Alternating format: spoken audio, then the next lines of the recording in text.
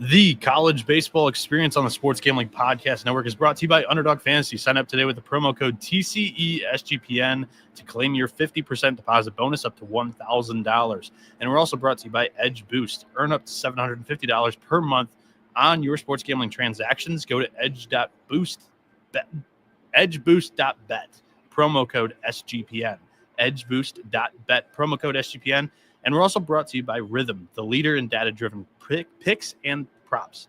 Get your 7-day free trial today by going to sportsgamblingpodcast.com/RITHMM.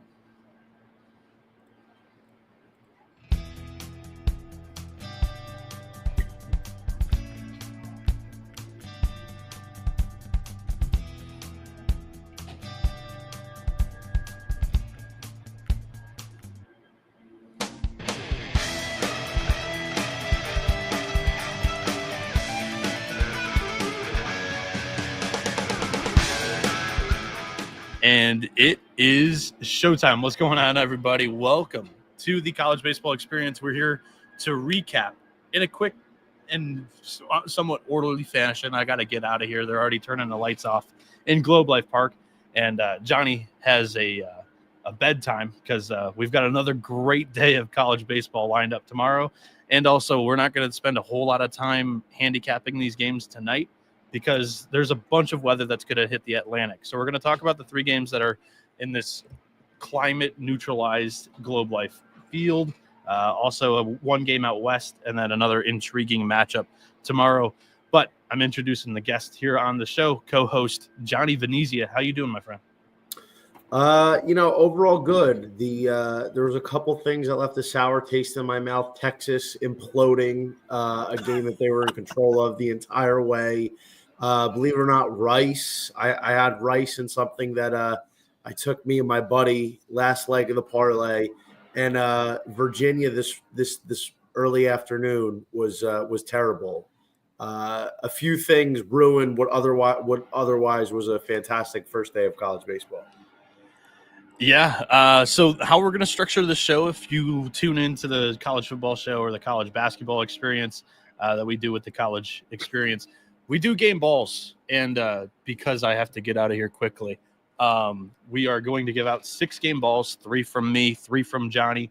We'll go 1 each, and we'll share some thoughts on the games. Typically how we do game balls is the most impressive performance in our eyes on the day. So many great games, but in a time crunch. Johnny, I'll let you lead us off. Hand out your first game ball. Who are you going to give it to? Got to be Jamie Arnold. Jamie Arnold was absolutely sensational. And listen, we talked about this on last night's show. I felt Florida State was a team that honestly could have been on upset alert today. I felt like Jamie was going to hang tough. We saw them pull off an upset against Hagen Smith last year, bat him around a little bit. And, Jamie Arnold didn't let that happen. 6 innings, shutty, 1 hit, no walks, 8 strikeouts, looked fantastic. Was hitting 94 on his final pitch. Every bit of the best pitcher in baseball.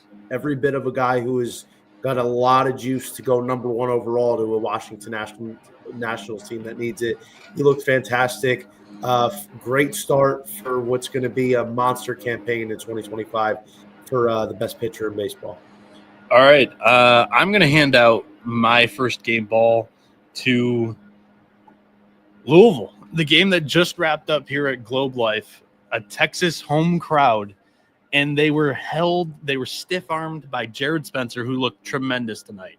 A Josh Hader-looking lefty, maybe minus the crossfire, but the hair certainly. Sitting mid-90s with sinkers, good sliders, and he shut Louisville down. Then you get Ruger Riojas, their fireman, out of the bullpen. He comes in with runners on second and third, shuts Louisville down in that inning. He goes 2 or 3 more innings in that one. Louisville then puts some traffic on the bases, chases Ruger, and then tie it up late in that one. They tied it up twice, actually, so they took it to extras in the bottom of the 9th. And then in the top of the 10th, Adrian Rodriguez goes Yabo to pull side, the stud freshman for Texas, gives the Longhorns the lead once again. Place is going nuts.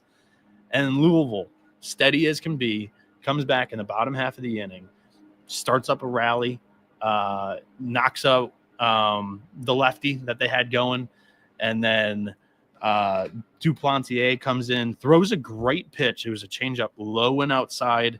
Lucas Moore puts the bat on the ball. It falls. The Cardinals win in basically what was 70-30, 75-25 crowd. Very, very impressive performance in the 9th and 10th innings by the Cardiac Cardinals. Yeah, my next game ball has got to be Kade Kalo for Auburn.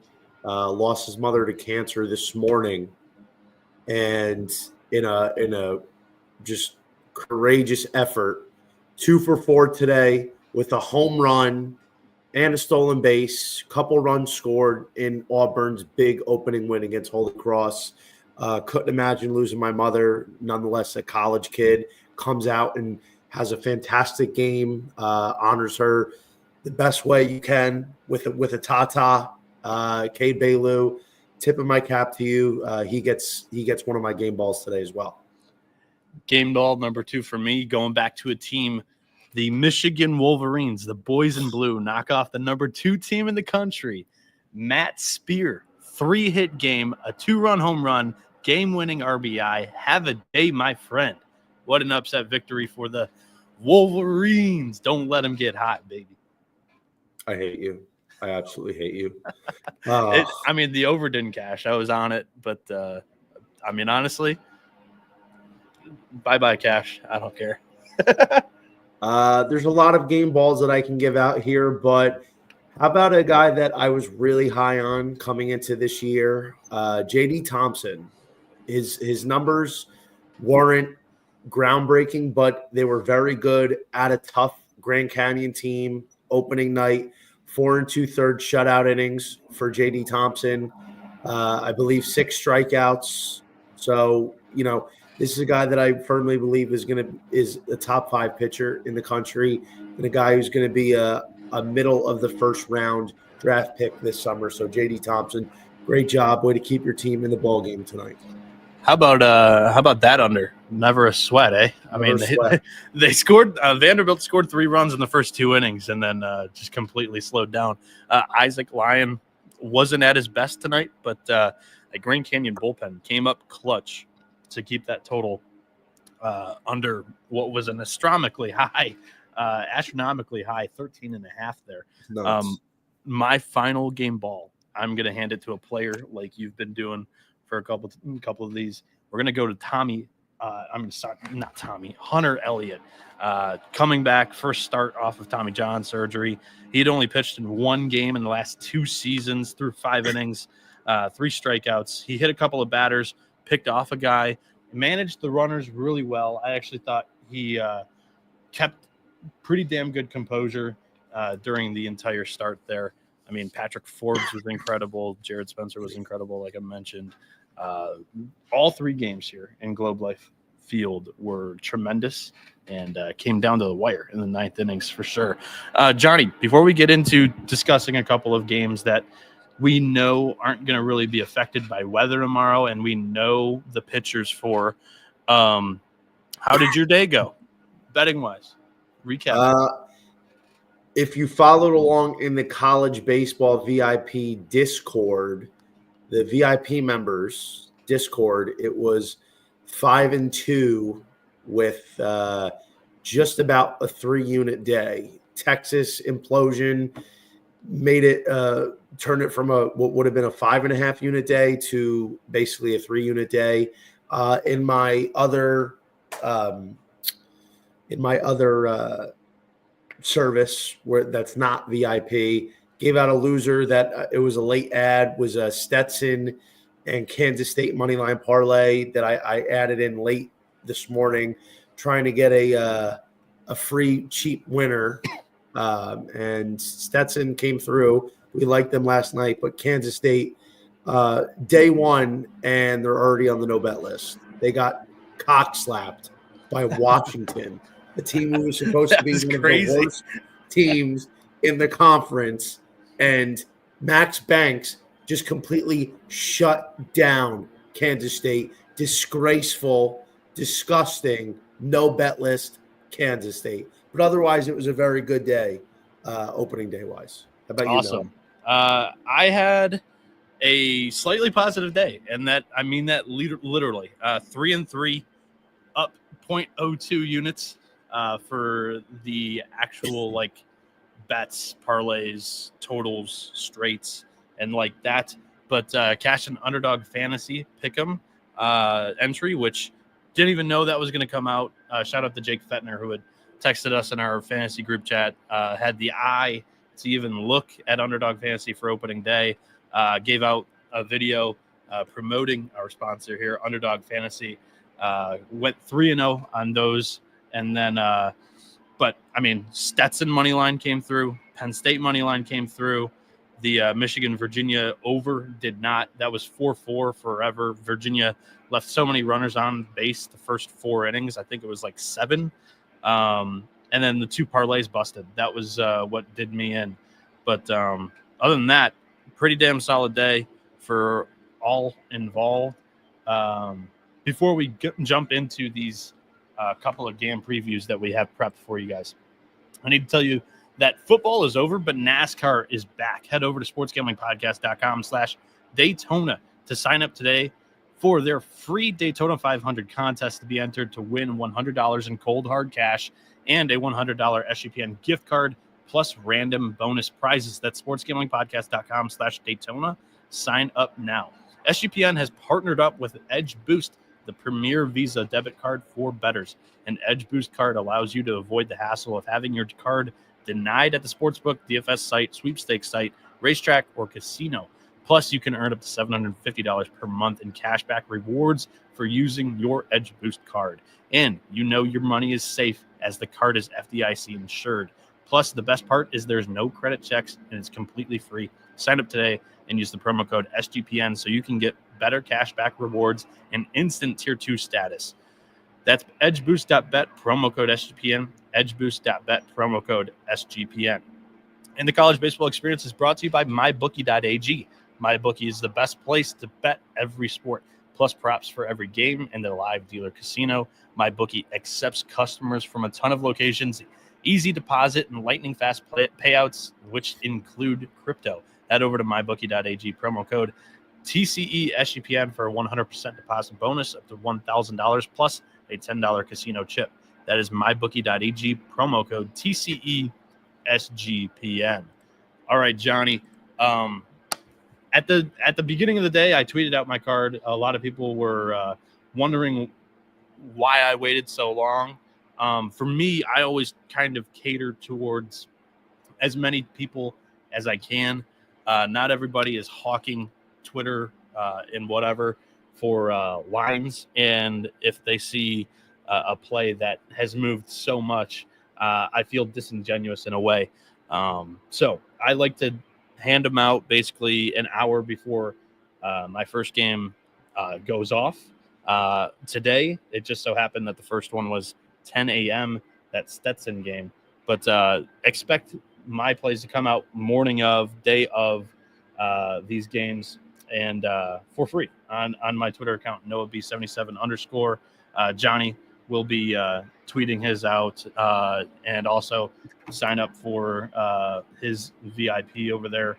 And we have an announcement over at sportsgamblingpodcast.com/college baseball picks. Our page is up and running once again. Opening day, it was down because they were getting a lot of the team identities and the codes back embedded, but we will have that thing going for the rest of the year, starting Saturday, opening weekend Saturday. The first game that I want to talk about here with Johnny is Arizona Clemson, and we do have betting odds on this one, and I was foolish. I don't even have them in front of me, but the starting pitcher matchup for Arizona, it's going to be Owen Kramkowski, and for Clemson, it's going to be Ethan Darden. Darden was 5-5 a year ago with a 5.13 ERA. Owen Kramkowski only threw less than 2 innings a season ago. Clemson Tigers are minus 135 on the money line. Arizona's plus 105. The total is set at 12.5, 115 both ways there. And Clemson minus 1.5 is plus 105. Arizona plus 1.5 is minus 135. Johnny, what's your initial angle here when we're talking Tigers, Wildcats tomorrow morning?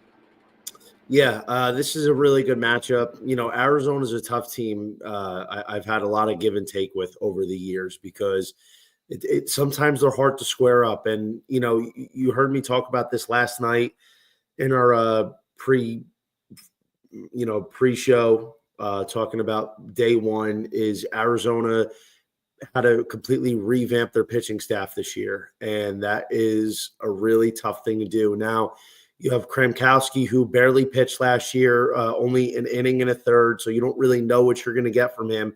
Whereas Clemson's got Ethan Darden on the mound. Now, Ethan Darden's numbers on paper weren't good, 5.13 ERA, but he didn't walk a ton of batters, only 15 walks in 66 and two-thirds innings. His Sierra was 3.66, though, which implies he was very unlucky. He pitched a lot better than his numbers suggest. The fact is we have a guy who does something that very few pitchers seemingly do in college baseball, not walk batters. I can't tell you how fucking annoying it is to see every single pitcher come in, walk every single batter. It's irritating beyond belief. Ethan Darden is a solid pitcher who had a lot of good outings last year. I think even against a tough Arizona State lineup that's due for a bounce back, that got dotted by Hunter Elliott, fantastic start, by the way, from him. I still think Clemson, I'm going to go back to the well with tomorrow. I want to finalize that, but first look, I think same reason why I took Clemson over OK State today was the pitching advantage, and I think Clemson has the pitching advantage yet again against Arizona. Listen, I feel like I like Clemson's grit in their win today, in their comeback win. They found a way to get it done. I think the Tigers, with the better pitcher in a lineup that's a little bit deeper and more well-rounded, is why I think minus 135 is a fair price for the Tigers. You're on mute. Good call. I muted myself because there's a leaf blower going in the background. But, yeah, I agree with you. I'm going to be on the Clemson side here as well. Watching this Arizona-Ole Miss game in person, one thing stood out to me early on in that one. And shout out to you also breaking the first five. Was it first inning, first five, and first seven? It's first inning, first three, first five, first seven, team total, total run, alternates. This morning I broke on DraftKings. Shout out to DraftKings. I mean, I was dying for some new markets. Yes. They're coming out with a lot of new shit. I have been begging for first fives because it's much easier to handicap the starting pitcher than it is the starting pitcher and the bullpen. And I'm going to give you a starting pitcher handicap for this one. You already mentioned Darden. He throws strikes. He's going to force you to put the ball in play. Arizona's best two hitters are left-handed. They struggled early against Hunter Elliott in this one. They were held at bay until he came out. And then all of a sudden they were able to get some things going offensively. Didn't scratch many runs across still, but I like Clemson in this one. I do agree with you. And yeah, we're going to move to the second game here, chronological order. I do believe it would be Louisville, Oklahoma State. In this one, we don't have betting odds currently because that Louisville game just went final. No, we do. We do. Oh, they just came out. Yeah, Louisville. Go ahead, read them. OK State minus 160, Louisville plus 124, 12.5 run total. Minus 115 both ways. All right. Well, I'm going to give out Oklahoma State here. I thought they were very competitive in this first game against Clemson. Honestly, they banged the ball around against Aiden Knock, who, has had a great year his freshman year, entering sophomore year. Maybe there's a slump. I mean, there were some games where he did get tagged, but for the most part, he limited a lot of hard contact last year. And there were a couple of balls that were plastered against Canuck by Oklahoma State. Louisville is starting Parker Detmers. He had a rough go his freshman year, through 18.2 innings, 7.23 ERA. Oklahoma State acquired Harrison Bodendorf through the transfer portal from Hawaii, where he was 4-3 a year ago with a 4.61 ERA and 56.2 innings. I like the pitching matchup. I also think that there could be a hangover spot after a walk-off W for Louisville in a game where they honestly were shut down for 8 innings. Ruger Riojas and Jared Spencer did great against that Louisville lineup. Oklahoma State could be able to, replicate that. And I am going to be on the Pokes tomorrow. Johnny, your thoughts? Yep, I think it's a rebound spot for Oklahoma State. Oklahoma State honestly played really well today. Wasn't surprised. I predicted that was going to be a very close game with Clemson edging it out. And let's give a hand to the Pokes lineup, man. Aiden Canuck carved them up like Picasso the first time through the order. 8 strikeouts Aiden Canuck had first time through the order. Second time, OK State was able to just sit on that changeup. When they got the fastball, they were able to drive it. Nolan Schubart honestly might have had a home run in his first at-bat. He missed a home run by this much. OK State, I think they get the bounce back here. I think Nolan Schubart's going to hit his first home run tomorrow en route to a Golden Spikes campaign. Louisville wrapping up a late Friday night, opening night, going extra innings, riding high a little bit. It is a letdown spot. I think Harrison Bodendorf coming over from Hawaii as a transfer is going to have a good start. I like Oklahoma State to put up a crooked number here against Louisville in a win. All right, and let's just knock out the third game that's going to be here at Globe Life. We'll go out of chronological order for a second. This one might be the most attended game of the weekend, just by my eyeball test. Who knows if Oklahoma State's contingency grows throughout the weekend. They had the early Friday game, so I could be a little unfair. The Sunday night game with Texas and Oklahoma State very well could challenge with Ole Miss, but Ole Miss had a good sized fan base here today, even if they were picked by 15th by many people projecting SEC regular season standings. So I do think that this is going to be a full lower bowl. The Longhorns are minus 166. The Rebels plus 130. The total is 11.5. Texas is minus 105 at plus 100. Ole Miss plus 1.5, minus 130. Ole Miss is going to trot out Riley Maddox. Last season, he had a 5.48 ERA in 69 innings. Texas is going to go with Luke Harrison, who only threw 10.2 innings a season ago, to a 9.28 ERA. Johnny, your thoughts on the third and final game of Saturday's Globe Life slate? We're talking about today's game, Go Beavs, by the way. These are I'm sorry, for tomorrow's games. I got to be honest here. Luke Harrison going for Texas, only 10 innings last year, so the sample size is very small. Riley Maddox is kind of in that Ethan Darden mold where the numbers don't exactly jump off the screen. ERA in the 5s, but his Sierra was 3.8 last year, which is pretty solid. He only walked 23 batters in 69 innings. That's a 7.1% walk rate, which is really good. I think Texas, though, is in for a bounce back. I just feel like the way they lost, they're due for a bounce back. I think they're not going to start 0-2 under Schlossnagle. That was a really bad loss. They dominated for over 8 innings. They looked fantastic. Jared Spencer was off the hook. I will say, even though I think Texas –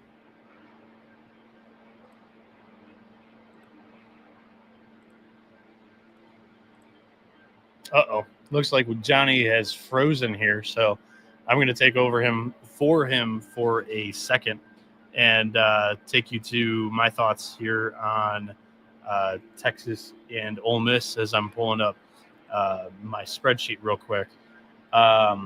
Luke Harrison is an interesting piece here. He's 6'2", 205-pounder. Last season, he really didn't appear much due to injury, but Schloss and company are pretty high on this kid being able to contribute to this season's team.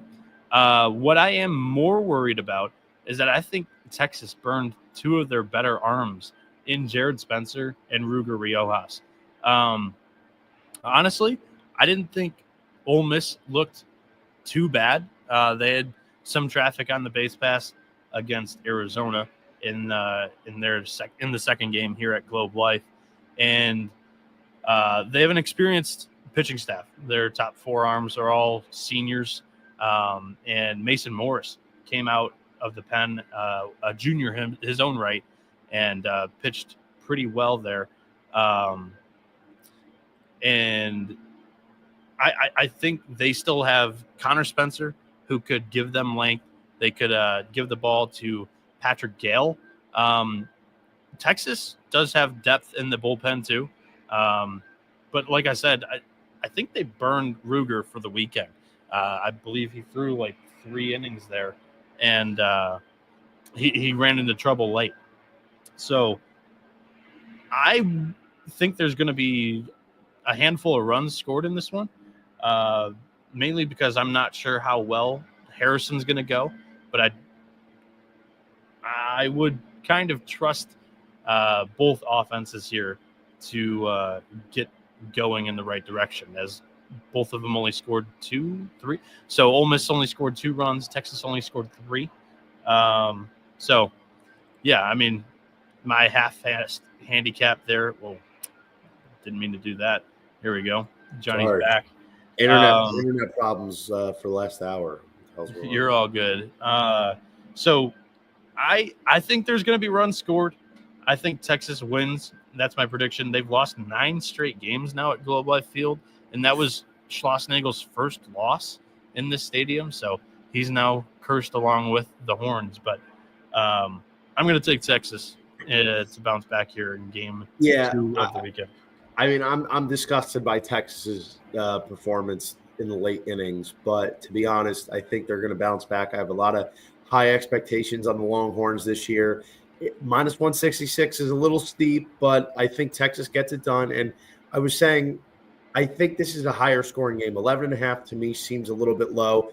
We've already seen Texas use a lot of bullpen arms, key bullpen arms. Ruger Riojas, he was fantastic, but he's already used. Now you have a guy that doesn't have a lot of experience going for Texas. You have Riley Maddox, who, I mean, listen, he's a lot better than what his numbers suggest. But then you also have Ole Miss digging into the bullpen as well against a really good Texas offense. Like Texas in the over here. Yeah, Texas, I think, has Ole Miss has a good top 4, and then it kind of falls off after there. Texas has better depth. Like I said, using Riojas and I think burning him concerns me. But Thomas Burns, who was the opening day Friday night starter for Arizona State as a freshman last year, is in this pen. Ace Whitehead and Max Grubbs, 2 former starting pitchers for Texas. If they are healthy, they are also in this pen.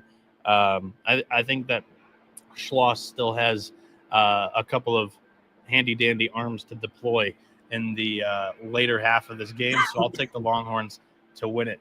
Not entirely confident in that pick. Let's talk about a fourth and final game here that we know is going to be pretty good weather. We're going to talk about another one to finish off the show that might be in some trouble. Just in case you're talking about surprised how this show is kind of early. Noah usually likes to do his solo shows at 3:30, 4 o'clock a.m. Well, I like to be a little bit more prepared than I am right now, so don't hate on me. But let's talk about this fourth game. It's Nebraska and Vanderbilt, and we do have odds out for this one now. Vandy, impressive 4-3 win at Grand Canyon. Nebraska, disappointing no-show by the offense, similar to what we saw during the 2024 season. And also McConaughey gave up a couple of runs early, and that was all she wrote against UC Irvine. Nebraska looking to bounce back. They're plus 130 on the money line. Vanderbilt minus 166.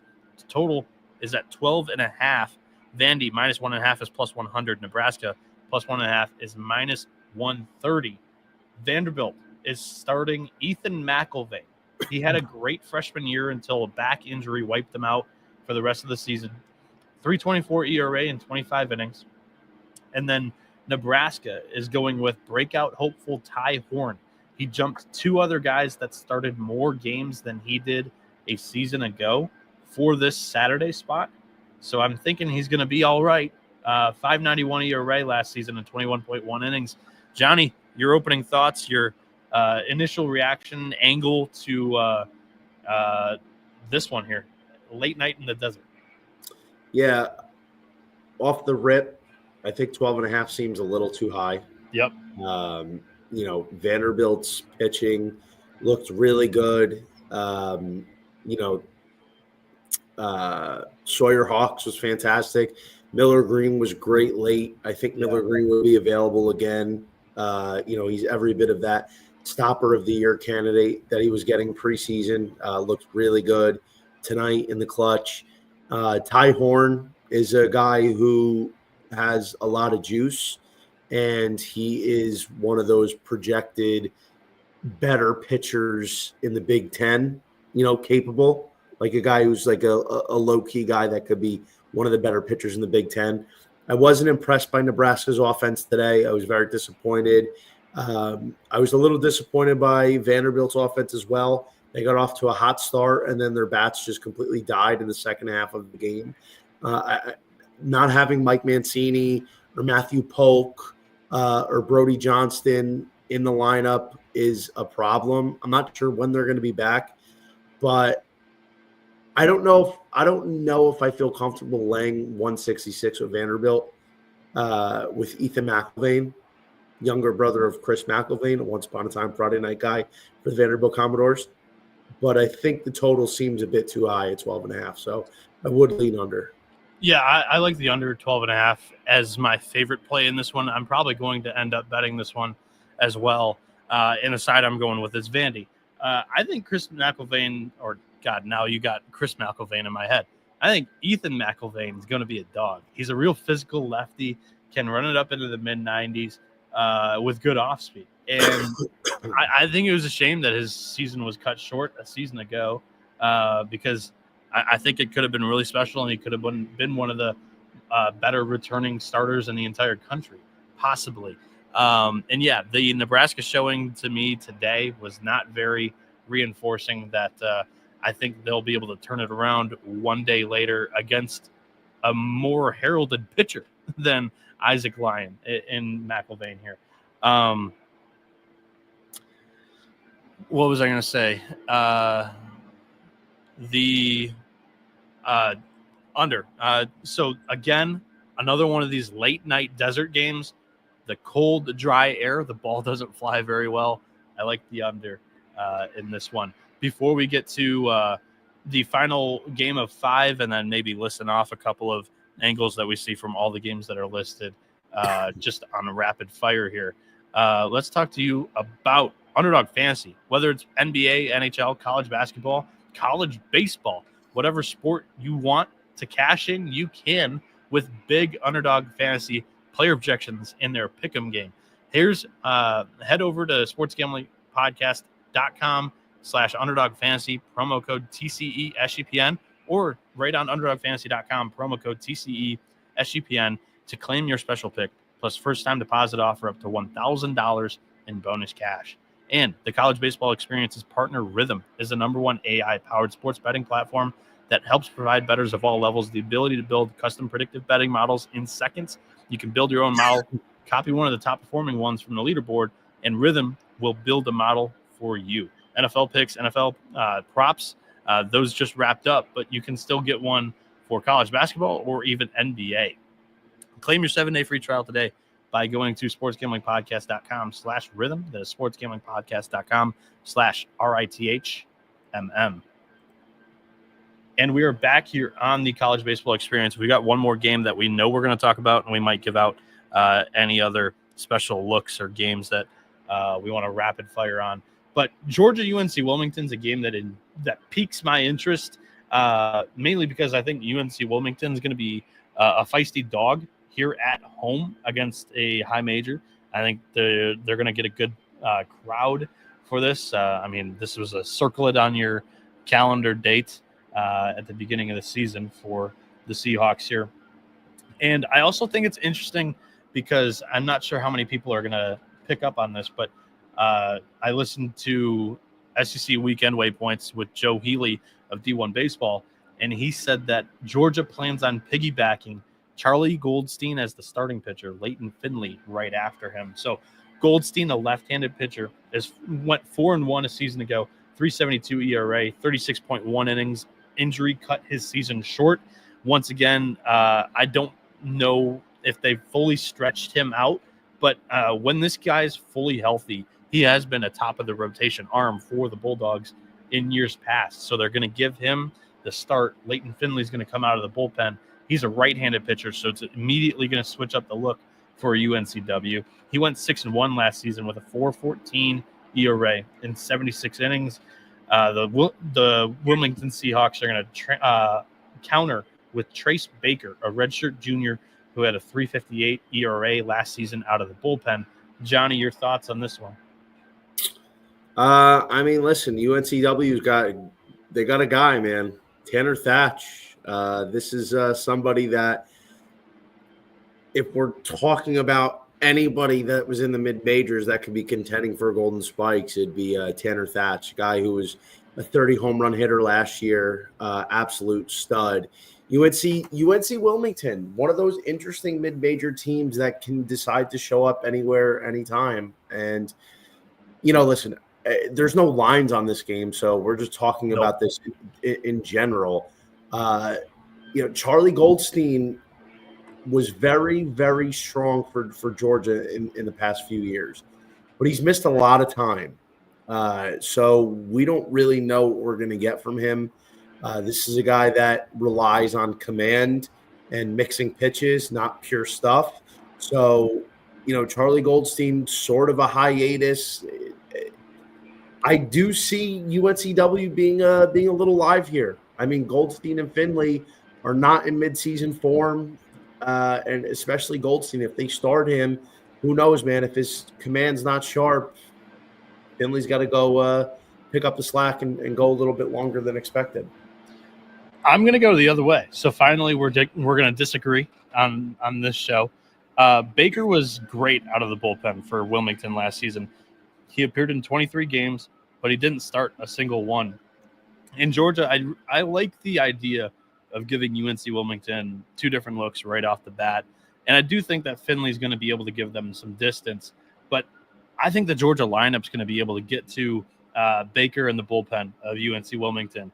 And the guy's first start in his collegiate career, maybe, at least in the D1 level, his first start. So I think that the Bulldogs could be able to get a lead early and survive late, because I'm not sure if I fully trust the Georgia bullpen yet.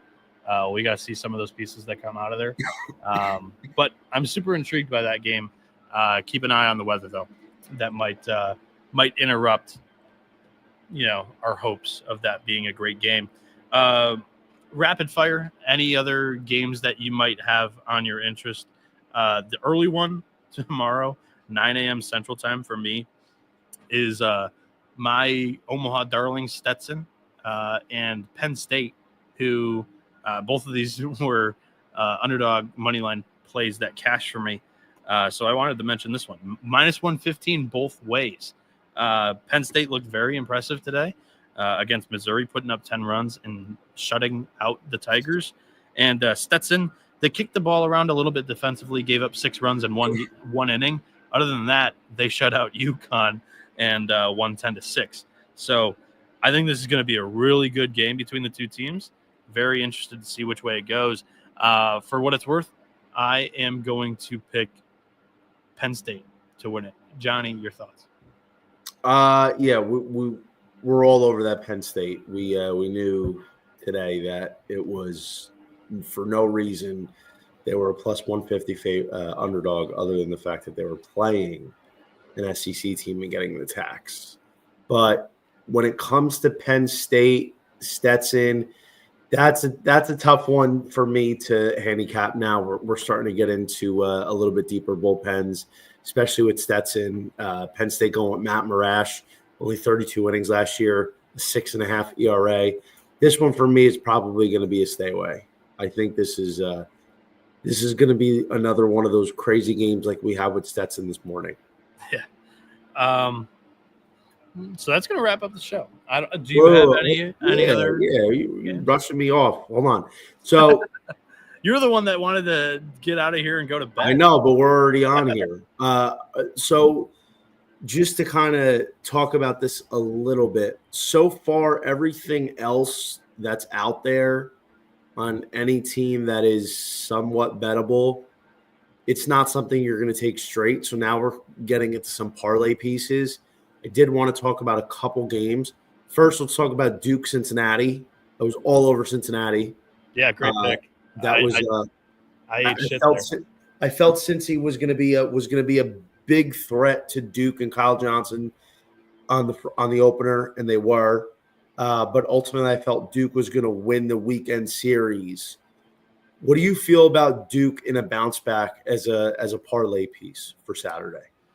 Who are they going with? Because it was not a name that I was expecting. Talon's on Sunday, and Andrew Healy's not in the rotation. I can't remember the name that they're actually starting. Higgins. So he is one of their they didn't call it bullpen chaos, but they bullpen a lot of games. And I wouldn't be surprised if this maybe turns into one. Last year, he had a 5.96 ERA and 48.1 innings. Yeah, I thought that this series favored Duke because Cincinnati doesn't really have too many overpowering arms.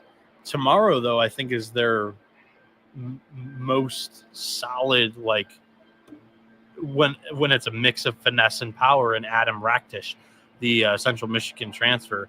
If there would have been a game that I selected Cincinnati to be live in, it would be the game 2 of the series.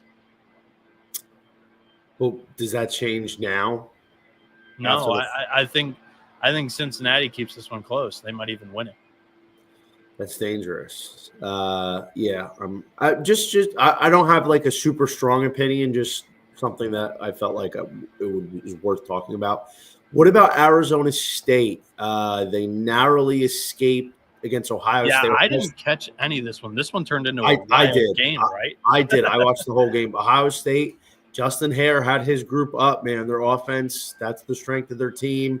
They looked good. They fucking got after Ben Jacobs. I was very disappointed with Ben Jacobs tonight. He battled, but the breaking ball was not sharp. It was hanging tonight. The fastball was left up, not able to locate. Ohio State hit him around, but Arizona State late comeback was able to secure it. Do you think they do the same thing tonight or Saturday? Yeah, I mean, I honestly, I'm walking in blind because I didn't get to catch much of this one.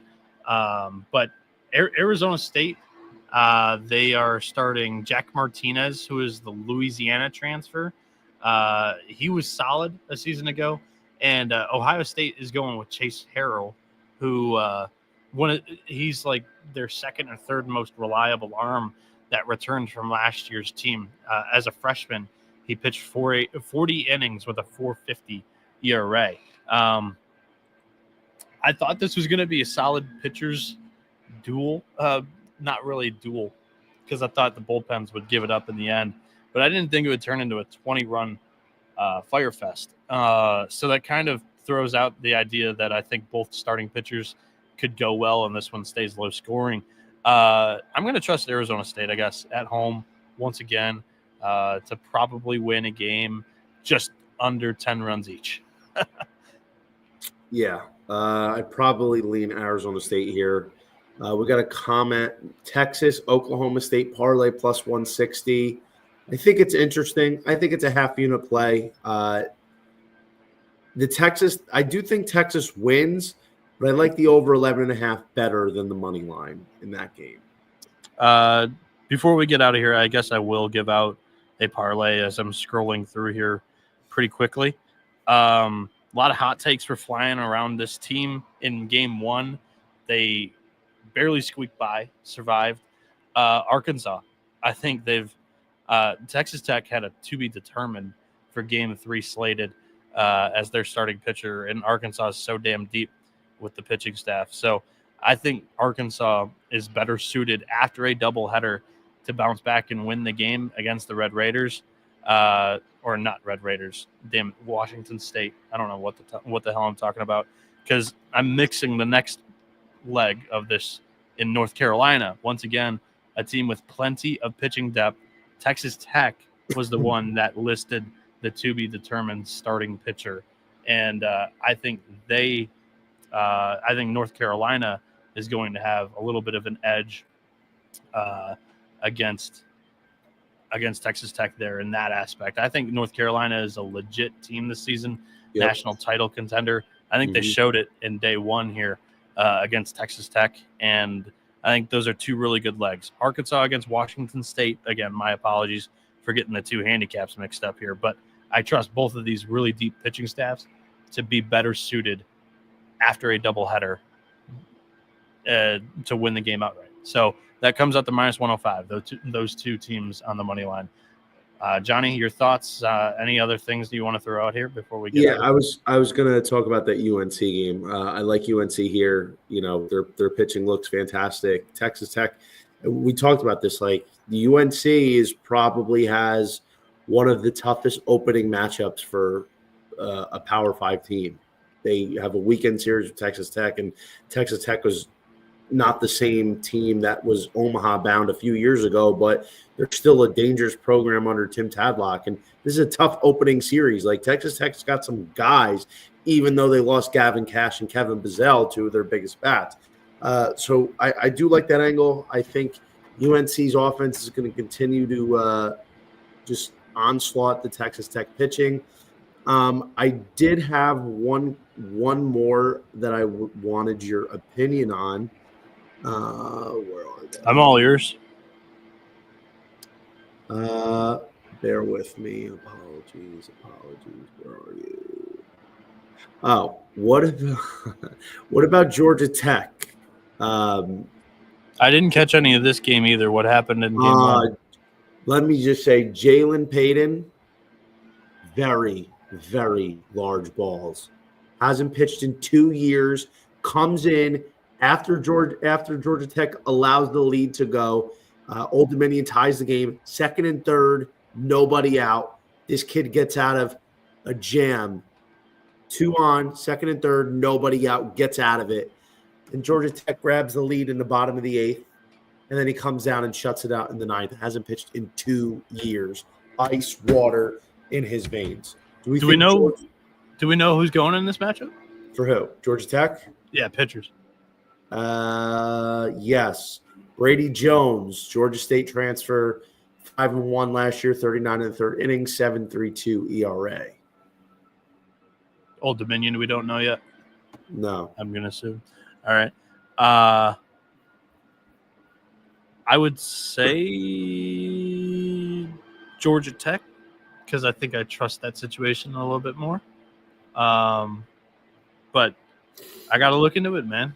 I do my handicapping at night, and I haven't even left the building yet. Everybody asking if they can get locks or best bets. I'm going to wrap up with mine, if that's okay, Johnny, unless you have another game that you want to throw out. Yeah, I got a few. Mm-hmm. All right. So under 12.5, Vanderbilt, Nebraska. We're going to go right back to that late night game out in the desert. The ball does not fly at night in the dry air. And I think both pitching staffs are elite and very deep. And Nebraska's offense sucks. Watch them go out and put up 8 tomorrow. I like the parlay of North Carolina, Arkansas, minus 105. As of right now, I might change the legs up a little bit, but right now those two I think are really good parlay pieces. Those come out to minus 105 paired together. And I am not going to, I guess, per se lock this one in, I will be tweeting out the card that I'm full transparency. I'm not in a legal betting state, so I'm not going to have any action tomorrow, but I still am going to do the work and put out some picks on Twitter tomorrow morning. Oklahoma State might be on the card against Louisville. I think the hangover spot after a walk-off W in a game where they struggled to hit in 8 innings, I think that might come back to bite the Cards. Yeah, very, very well said. Under 12.5, going back to with the under in a Vanderbilt game. I think that's a little bit too high. I'm going to lock that in before it gets cut. The 13.5 that Noah and I got was cut to 11.5 pregame with heavy steam coming to the under of that 11.5. Next up, I like Texas over 11.5. Texas Ole Miss over 11.5. Texas money line minus 166. Oklahoma State money line minus 160. Where is it? Clemson money line minus 135. I will cook up. I'll probably throw North Carolina and Arkansas in a parlay somewhere, but stay tuned on that. I will cook something up a little bit more official for them. Cool. You know where to find us, Johnny. You can find him on Twitter at _JohnnyVTV. Myself, Noah B77 _. Johnny's writing for RotoWire. And keep an eye out for picks for the people, aka PFPs. Don't forget to do your daily PFPs at baseball practice. Those will be out on 11point7.com tomorrow. Just what the team feels best about in a couple of plays. And yeah, that's going to wrap up the show. Check out the College Basketball Experience. They are live right now, recapping the Friday games and going through the mega Saturday slate of college basketball action. Go jump in there, hang out with the chat, and strap in, grab a drink, fire one up. It'll be a 2-hour entertainment show with plenty of winners to go around. You can also check out the College Football Experience, the FCS College Football Experience, the Sports Gambling Podcast Show. They are live right now on vsin.com, doing their live show over there, but also they are covering everything. NASCAR right now with Daytona coming up this weekend. Highly encourage you all to do that. And everything else that we have going over at Sports Gambling Podcast Network and sportsgamblingpodcast.com. Thank you all for tuning in. This has been the College Baseball Experience. You better start thinking about yours, and we are out of here.